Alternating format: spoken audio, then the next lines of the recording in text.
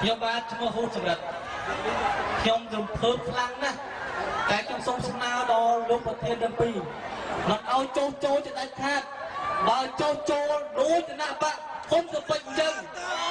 អត់ឲ្យចូលទេខ្ញុំរងចាំព្រឹកមិញខ្ញុំមកចាំតាំងពីព្រឹកដើម្បីចូលរួមខ្ញុំមិនសុខចិត្តទេចូលបងចូលបាទសូមអរគុណច្រើនបាទ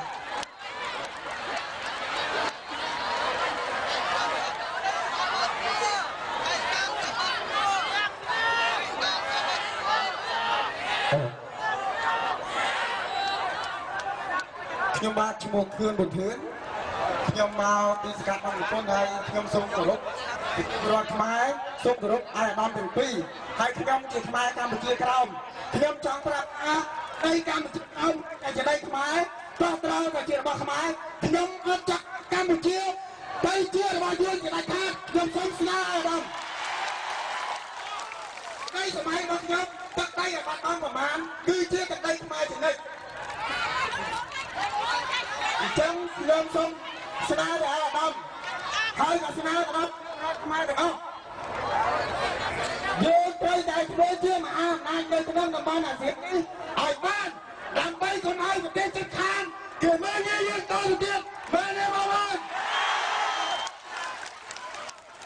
ហើយខ្ញុំនាមខ្ញុំជាម្ចាស់ឆ្នោតខ្ញុំសូមប្រាប់ទៅគេក្លបនិងរដ្ឋាភិបាលកាន់អំណាចដល់ថ្ងៃខ្ញុំបោះឆ្នោតឲ្យគណៈបកសង្គ្រោះជាតិឈ្នះឆ្នោតខ្ញុំចង់ឲ្យលោកប្រធានសំរងស៊ីធ្វើជានាយករដ្ឋមន្ត្រីខ្ញុំមកចង់បាននាយករដ្ឋមន្ត្រីចោលទេបងប្អូនខ្ញុំមិនចង់ឲ្យប្រទេសខ្ញុំចោលទេហើយខ្ញុំក៏អត់ចង់ឲ្យជាប្រវត្តិខ្មែរចោលទេខ្ញុំចង់ឲ្យជាប្រជាពលរដ្ឋមួយដែលថ្លៃថ្នូរដែលគោរពគ្នាទៅវិញទៅមកដោយអរិយប្រទេសដោយសម័យអង្គរនេះជាដាច់ខាត